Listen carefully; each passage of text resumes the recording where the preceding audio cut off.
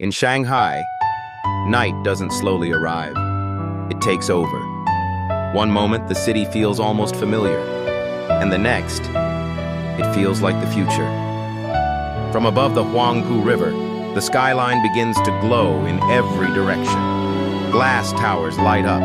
Roads begin to pulse with movement. Neon reflections spread across the water like electric paint.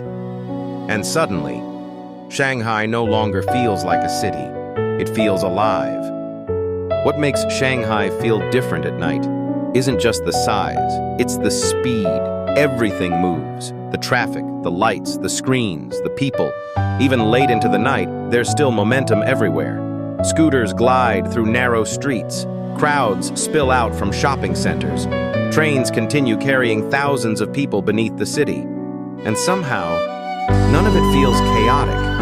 It feels synchronized, like the city already knows where everyone is going. But Shanghai isn't only futuristic.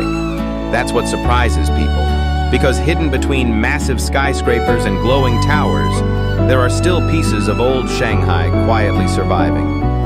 Turn away from the financial district, and the atmosphere changes completely. Suddenly the lights feel warmer, the streets become narrower, the pace slows down. Steam rises from late-night kitchens. Small restaurants stay open. People gather around tiny tables sharing food long after dark. And for a moment, Shanghai stops feeling futuristic and starts feeling deeply human. At night, Shanghai eats, not quickly, not carelessly, but socially. A table fills slowly. Bowls arrive one after another. Tea is poured. Conversations continue between bites. Some people stop for soup dumplings. Others gather for hot pot after work. Street vendors prepare food under glowing lights while customers wait nearby in the cold night air. And everywhere you look, food becomes more than food. It becomes part of the city's rhythm. There are moments in Shanghai at night where it genuinely feels like you've stepped years ahead of the present. Massive digital screens cover entire buildings. Robots deliver food inside restaurants.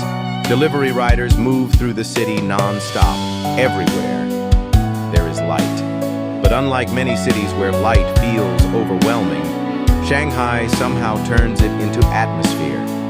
People stop to take photos beneath glowing towers.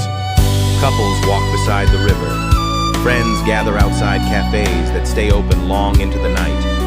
And the entire city feels suspended somewhere between reality and science fiction. But even here, Shanghai eventually slows down. Not all at once, but gradually. The crowds become smaller, the streets grow quieter, the trains carry fewer people, and somewhere beneath all the light and movement, there's still calm. A man quietly smoking outside a convenience store. Someone staring out from a train window. The sound of distant traffic echoing through empty streets.